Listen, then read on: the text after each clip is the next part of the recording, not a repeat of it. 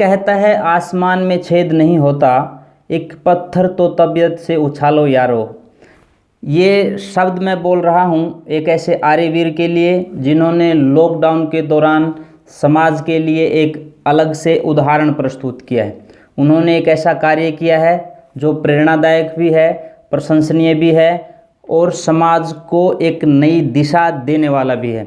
उन्होंने एक ऐसा उदाहरण प्रस्तुत किया है जिसका अनुसरण यदि समाज में उस तबके के अन्य लोग भी करने लग जाएं तो एक नया माहौल शिक्षा के क्षेत्र में बन सकता है। जी हाँ साथियों, मैं हूँ दीक्षेंद्र आर्य और आप देख रहे हैं मिशन आर्यवर्त। आज के इस विशेष कार्यक्रम में हम बात करेंगे एक ऐसे आर्यवीर की जिन्होंने पिछले लगभग 28 दिन लगातार अपने विद्यालय में जाकर के एक अलग तरह का कार्य किया है।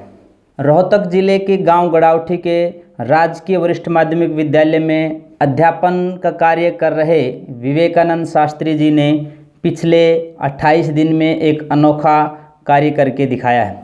विवेकानंद शास्त्री जी समाज के कार्यों में अग्रणी दिखाई देते हैं, चाहे आर्य समाज के कार्य हों, चाहे सामाजिक अन्य कार्य हों, बेटी बचाओ की यदि बात हो, नशे को हटाने की यदि बात हो, बहन बेटियों के मान सम्मान और स्वाभिमान को बचाने की बात हो, तो विवेकानंद शास्त्री अग्रणी पंक्ति में दिखाई देते हैं।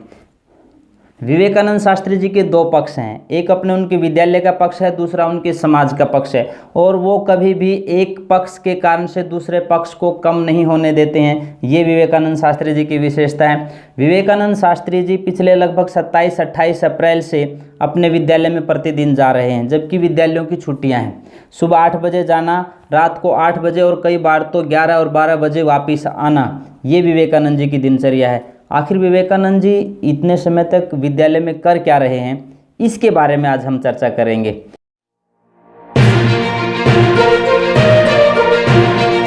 थोड़ा अटपटा भी लगा, मन भी उदास हुआ, लेकिन फिर अपनी पूरी तनख्वाह विद्यालय में स्कूल हित में किसी ना किसी रूप में बच्चों के हित में जो बच्चों की मूलभूत सुविधाएं हैं उनमें मैं खर्च करता हूँ।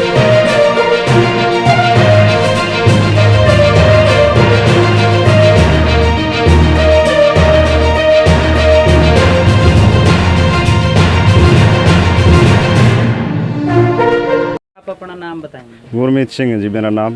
गुरमीत सिंह जी, यहाँ पहले बहुत पानी खड़ा रहता था जैसे हमने बात की और साथियों से, हाँ जी। अब मिट्टी डलवाई है, इसके बारे में क्या कहेंगे? पहले तो जी यहाँ पूरा एकदम कीचड़ रहता था जी, पूरा ये साइड में नाला है जी, नाला का पानी स्कूल की तरफ आ रहा था जी। पूरी बिल्डिंग के एकदम बैक साइड लग जाता था सारा पानी, और जी कमरे को फर्श भी इसी का कारण बैठ रहा है जी। सारी बिल्डिंग खराब हो रही थी, यही गंदगी है, मच्छर, और इतना इन कमरों में तो बैठा भी नहीं जा रहा सब बच्चों से जी। लेकिन अब जी शास्त्री जियों ने ये मिट्टी का भरत किया जी, सारा का सारा सारा जी पानी का लेवल इसका बाहर की तरफ करेंगे जी। तो इन्होंने अपनी तरफ से भरत के लिए देखो जी अब 4-4.5 फुट की ऊंचाई से मिट्टी के भरत की योजना बना रखी जी। लगभग वो ट्रॉली डाली होंगी मिट्टी की इसमें? यहाँ जी इसमें जी कम से कम भी करीब 80-85 ट्रैली तो आ चुकी है जी इस इसमें। हाँ जी, स्कूल की बाउंड्री के अंदर जी। और परले अंदर की साइड भी ग्राउंड है जी, उसमें भी पानी के गड्ढे थे जिसमें पानी भरा जा रहा था, उसमें भी मिट्टी डाल रखी जी। तो क्या लग रहा है पहले की बजाय बदलेगा आपको स्कूल? बदल गया जी हमारा तो जी स्कूल साफ हो गया जी। पहले और पानी खड़ा रहा करता और गंद भी बहुत था, बहुत मच्छर मुच्छर बहुत ज़्यादा हुआ करते जी। पीछे ये सफाई होगी उधर। ये जो पेड़ लग रहे हैं ये इतने बड़े पहले से ही थे या अभी बाद में लगाए? ना, यही बाद में लगाए हैं जी, पहले नहीं थे इतने पेड़। नमस्ते जी, मैं 27 तारीख से लगा हुआ हूँ। तो ये मास्टर जी बहुत अच्छा करवा रहे हैं, चिनाई का काम शुरू किया है इसमें, और पेड़ पौधों के लिए जो ये बनवा रहे हैं ये चिनाई के लिए बड़े गमले, तो ये बनाने के लिए आया हूँ। और तो आप अकेले ही हो या आपके साथ और भी रहते हैं? जी और भी हैं और साथी हैं। हम 27 तारीख से सर के साथ लगे हुए हैं। हम जिस दिन से आए हैं सर अकेले ही रहते हैं, यहाँ पे अकेले ही काम करते हैं अपना।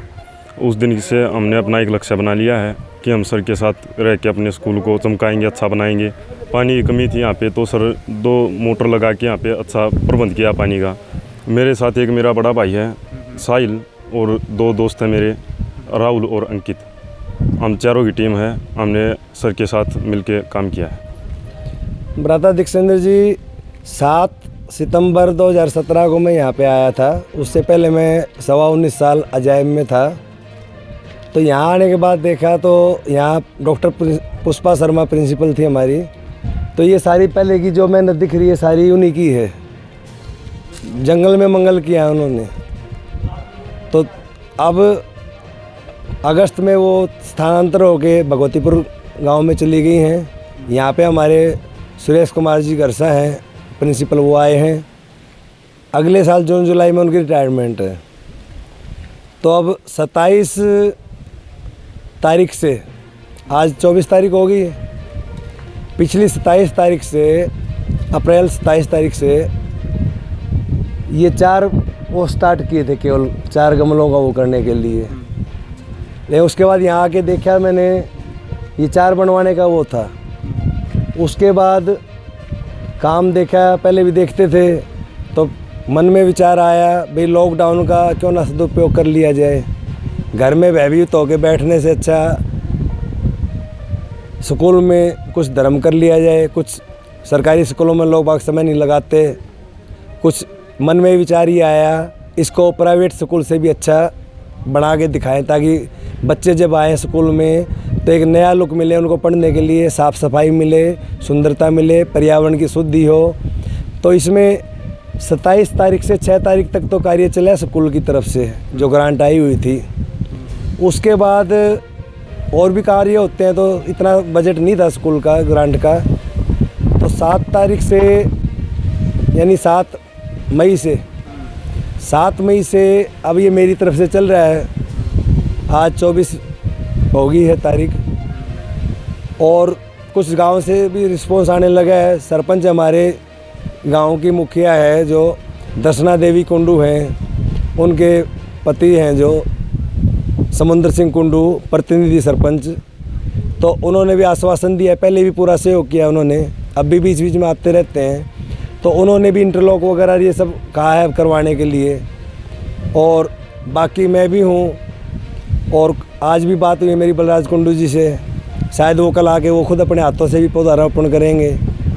तो लगभग 1.25 लाख के आसपास खर्चा इसमें हो चुका है, जिसमें से 35-40 हज़ार के तो हम पौधे लगा चुके हैं अच्छे ले आके। पौधों में क्या क्या और कितने बड़े पौधे लगाए हैं आप लोग? पौधे छोटे से लेके 3-4 फीट से लेके 12-13 फीट तक के भी हम पौधे ले आए हैं, ताकि जो पौधे 2 साल में 3 साल में तैयार होंगे उन पौधों को आज ही लगा के गाय की गोबर की खाद डाल के उसमें अच्छी मिट्टी लगभग यहाँ गांव में रही है, नूनी जगह में है, तो लगभग 125 डंपर तो मिट्टी आ चुकी है, ट्रैक्टर डंपर। और लगभग 50-60 आने की अभी और संभावना है, कह रखे हैं उनको। तो यहाँ पे पीछे इधर आप देखोगे, दिखाऊंगा मैं आपको, तो यहाँ 2-2 2.5 फीट पानी खड़ा रहता था। बदबू आती थी उसमें से, लीकेज था, वो लीकेज ठीक करवाया पहले। और अब मच्छर काटते थे, बच्चों को दिक्कत होती थी ज़्यादा। अब उसमें हमने सारा वो ठीक करवा के मिट्टी डलवा दी, अच्छी मिट्टी। तो बिल्डिंग की भी सेफ्टी होगी चारों तरफ से, और बच्चों को भी मच्छर नहीं काटेंगे, साफ़ सफाई भी रहेगी, बच्चों का पढ़ाई में मन भी ज़्यादा लगेगा। जैसे पिलखन का है, मोड़श्री का है, पापड़ी का है, गुलमोहर का है। तो ये 8-8, 10-10, 12-12 फीट के ऊंचे हमने पौधे ले आए हैं। चीकू का ले आए हैं, और क्रिसमस ट्री है, फाइकस पाम है, डाडी पाम है, कंगी पाम है, अमरूद है, आम है दुशहरी का, राजामुन होती है वो जामुन का लगवाया है, सैतूत का है, फलदार भी लगवाए हैं, औषधीय पौधे भी लगाए हैं, जिसमें से कचनार का है, नींबू है, आंवले का भी लगवाया है हमने। और भी अभी विचार है कई औषधीय पौधे लगाने का। इधर अब त्रिवेणी लगाई है, बाँस का, बम्बू बाँस अच्छी क्वालिटी का ले आए हैं, वो ले आके लगाया है। फाइकस हम 10-10, 12-12 फीट ऊंचे भी ले आके लगाए हैं। पहले कुछ लगा दिए थे हमने यहाँ पे, इधर देखोगे आप, ये पहले के लगे हुए हैं। इन्हीं की हाइट के, इनसे भी ऊंचे और 12-12 फीट के ऊंचे पौधे ले आके फाइकस के, फाइकस ब्लैक वो लगाए हैं, ताकि जो 2.5-3 साल में हो तो 2.5-3 साल पहले वो ग्रोथ दे जाए। लोगों का सहयोग गांव से भी अब रुझान आना शुरू हुआ है। पहले शुरू में तो नहीं मिला, मैं अकेला ही चलाया था। इस कार्य में। कई दिन तक तो थोड़ा अटपटा भी लगा, मन भी उदास हुआ, लेकिन फिर गुरुजनों की, स्वामी आर्यवेश जी, स्वामी प्रणवान जिन्होंने अपना समय लगा रखा है, दीक्षेंद्र जी है, बहन पूनम जी हैं, बहन प्रवेश जी हैं, तो आप लोगों का साथ मिलता है, ऋषिराज जी हैं, तो उनकी प्रेरणा से, उनके सानिध्य से ये विचार आया कि पूरा का पूरा लॉकडाउन जितना हो सकेगा। आज मेरे को 27वां 28वां दिन है, 24 तारीख ये होगी 4 दिन पिछले महीने के, 28वां दिन आज मेरे को यहाँ काम करते हुए। लगभग मैं 8 बजे घर से चलता हूँ और लगभग 7, साढ़े 7, 8 बज जाते हैं। आज सुबह मैं 4 बजे उठ के 4:30 बजे तो हिसार बाईपास से माली को लेके आया और पौधे नर्सरी से लेके सुबह सुबह उसको उठा के नर्सरी वाले को 5:30 बजे तो मैं स्कूल में आ गया था। और जब से लगे हुए कभी रात 12-1 बजे जाते हैं। ये बेटा है, पढ़ के गया है, ये हमारे पास रवि है पंगालों में। कुछ नाम बताएंगे आप जो विशेष सहयोगी हैं? रवि है और इनका भाई साहिल है और अंकित राठी है, राहुल राठी है, इधर से अजय है, ये अंशुल है, मनोज है और हमारे गांव से सतीश एडवोकेट है, उनका पूरा सहयोग मिल रहा है। समुंदर सिंह कुंडू प्रतिनिधि सरपंच है, उनका सहयोग मिल रहा है। गांव से नसीब सिंह कोच है, उनका पूरा सहयोग मिल रहा है। इधर से हरिओम जी है, भाई आप पौधा लगवाया स्वामी जी के साथ ही, तो हरिओम जी का आप JCB रखते हैं तो उनका भी सहयोग मिला है। तो अब रुझान आना लग गया है गाँव की तरफ से भी। शुरू के 20-22 दिन तो बहुत अकेलापन लगा, मन उदास भी हुआ, लेकिन एक निश्चय कर लिया कि ये कार्य पूरा करना है, बीच में काम को नहीं छोड़ना। कितनी बाधाएं आए, कितनी परेशानी आए, कुछ भी आए, और एहतियात के तौर पे, ताकि गांव वालों को भी दिक्कत ना हो, मैं रोज़ लगा रहता हूं। तो 21 तारीख को मैंने कोरोना का चेकअप भी करवाया अपना।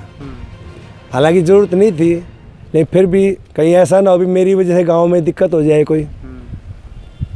वो कहते हैं खिलाएगा नाम नहीं होता, रुलाएगा हो जाता है। पूरे गाँव को दिक्कत हो जाए।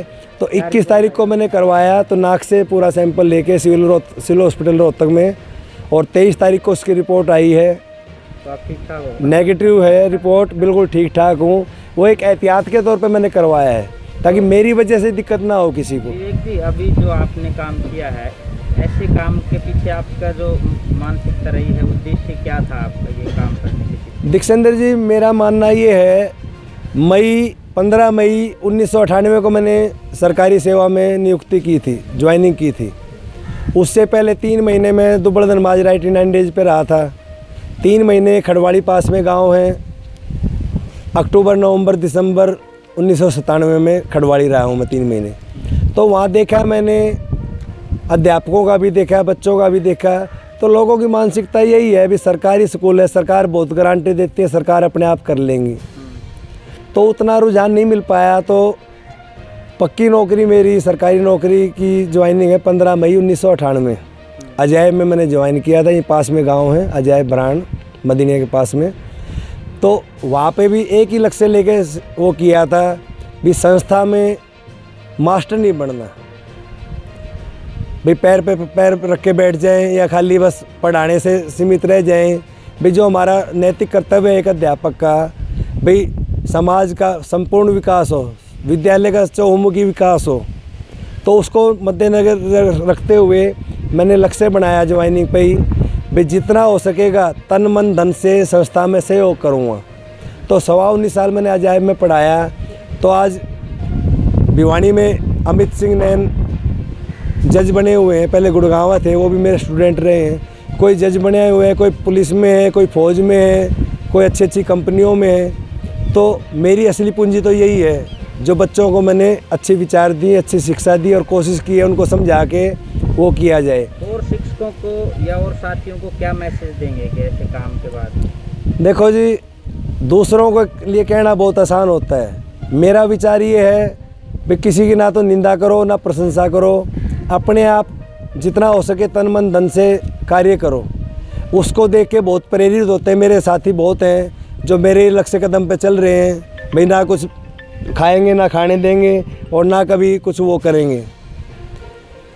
तो 2008 से तो लगातार मैंने निश्चय कर रखा है भाई एक अपनी पूरी तनख्वाह विद्यालय में स्कूल हित में किसी ना किसी रूप में बच्चों के हित में जो बच्चों की मूलभूत सुविधाएं हैं उनमें मैं खर्च करता हूं। यहाँ पे भी अब अगस्त से मैंने आरंभ किया है सहयोग करना पूरा, और ये महीना तो अब पूरा हो गया। और अब यहाँ पहले शुरुआत नहीं कर पाया था मैं, उसमें शारीरिक आर्थिक मानसिक कई कारण थे, मेरे पीछे अस्वस्थ हो गया था।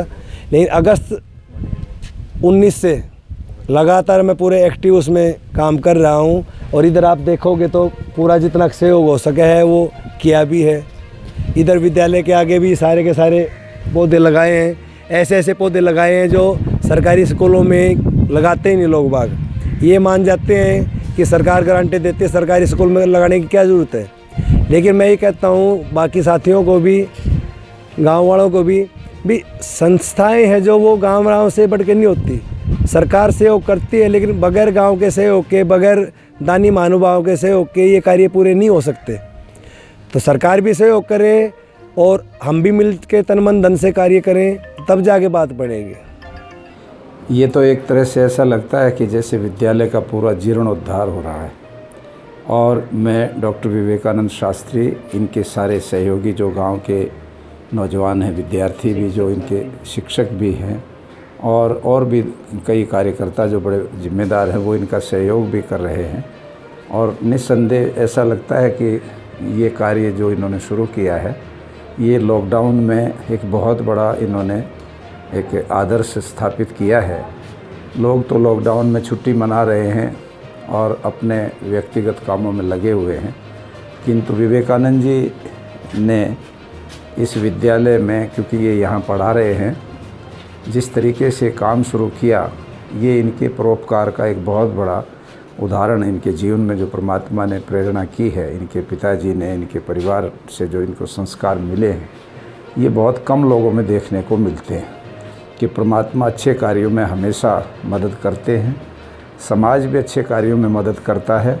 और इन्होंने इसकी परवाह नहीं की कि यदि कोई मदद करे ना करे, मैंने इस काम को करना है। इस संकल्प के साथ इन्होंने यहाँ पर बहुत सुंदर सुंदर पेड़ लगवाए, और पेड़ भी बड़े अच्छे मतलब बने हुए पेड़ हैं, जो बहुत जल्दी अगला चौमासा निकलेगा तो ये सारे के सारे पौधे बहुत बड़े बड़े वृक्ष बन जाएंगे। हरियाली पूरे विद्यालय में एक नया रूप लेकर के आएगी। और पूरे गांव के जो हमारे यहाँ के बंधु हैं, यहाँ के किसान हैं, यहाँ के और लोग जो गांव में रहते हैं, सब ग्रामवासियों से मैं निवेदन करता हूँ, आप सब लोग, क्योंकि ये आपके बच्चों के भविष्य के लिए किया जा रहा है। इस विद्यालय का उपयोग आपके बच्चों ने करना है। आपके गांव की शोभा बनेगी कि इनके गांव का गढ़ावठी का कितना सुंदर विद्यालय है। विवेकानंद जी तो अपना पुरुषार्थ करके चले जाएंगे, किंतु आने वाले जो पीढ़ियां हैं वो इसका लाभ उठाएंगी। इसलिए सारे गांव को इनका सहयोग करना चाहिए, आगे बढ़ कर के उनको उत्साहित करना चाहिए, और जितना भी काम यहाँ पर सामूहिक रूप से किया जा सकता है उसमें योगदान देना चाहिए। इस तरह से मैं यहाँ पर आज डॉक्टर विवेकानंद जी को, इनके सारे साथियों को, जो अध्यापक बंधु इनके साथ काम कर रहे हैं, जो नौजवान काम कर रहे हैं, यह समय दे करके और अपना पुरुषार्थ कर रहे हैं, सब साधुवाद के पात्र हैं।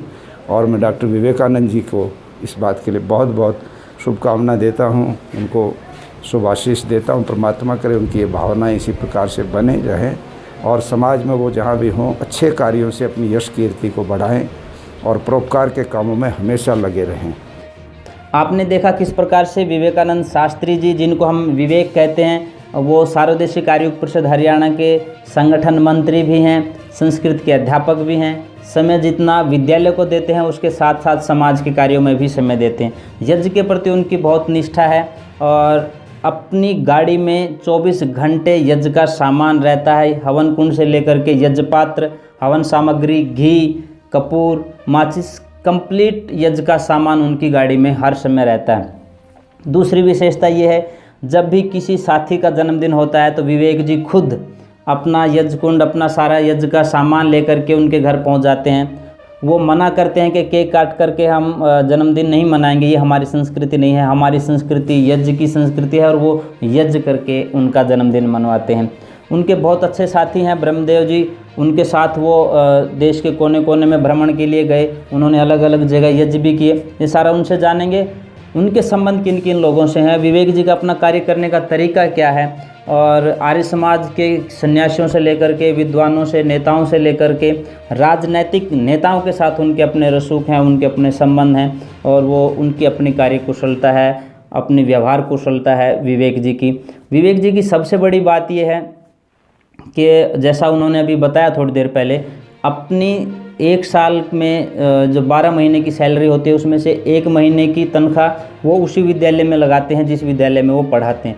उसके अतिरिक्त अन्य लोगों से उस विद्यालय में सहयोग करवाते हैं, क्योंकि विवेकानंद शास्त्री जी खुद गुरुकुल में पढ़े हैं। जब भी वो किसी भी गुरुकुल में जाते हैं, हालांकि वो जज्जर गुरुकुल में पढ़े, जज्जर गुरुकुल में भी वो आर्थिक सहयोग करते हैं। पिछले दिनों गुरुकुल गौतम नगर में एक कार्यक्रम का आयोजन हुआ, वहाँ मैं भी उस कार्यक्रम में उपस्थित था, मुझे भी आमंत्रित किया गया था, विवेक जी को भी आमंत्रित किया गया था। तो मुझे पता है विवेक जी वहाँ 51,000 रुपये गुरुकुल को दे करके आए। मध्य प्रदेश में विवेक जी मेरे साथ थे, वहाँ पर भी आर्थिक सहयोग करके आए। गुरुकुल पूठ उत्तर प्रदेश में विवेक जी हम इकट्ठे थे, तो वहाँ पर भी विवेक जी आर्थिक सहयोग दे करके आए। गुरुकुल लाढ़ौत की हम बात करें, गुरुकुल जज्जर की हम बात करें, या अन्य किसी आर्य समाज और संस्थाओं में जब भी विवेक जी को मैं देखता हूं तो अपनी तरफ से कुछ न कुछ आर्थिक सहयोग करते हैं। और जब मैं पूछता हूं कि इसके पीछे की आपकी मनोवृत्ति क्या रहती है, क्या उद्देश्य आपका रहता है, तो वो यही कहते हैं कि जिन गुरुकुलों के माध्यम से, जिस संस्कृति के माध्यम से हम लोग आगे बढ़े हैं, आज यदि मैं आज इस क्षेत्र में हूँ या इस स्थान पर मैं आज नौकरी कर रहा हूँ, तो उसका पूरा का पूरा श्रेय या तो आर्य समाज को जाता है या गुरुकुल शिक्षा प्रणाली को जाता है। तो विवेक जी की इतनी आस्था है, और वो भी एक अलग तरह के सामाजिक कार्यकर्ता भी हैं, एक अध्यापक भी हैं। ये था विवेक जी का एक सामाजिक जीवन, और मुझे लगता है ये अपने आप में अनुकरणीय और प्रशंसनीय है। आपको आज का ये कार्यक्रम कैसा लगा मुझे ज़रूर बताएं।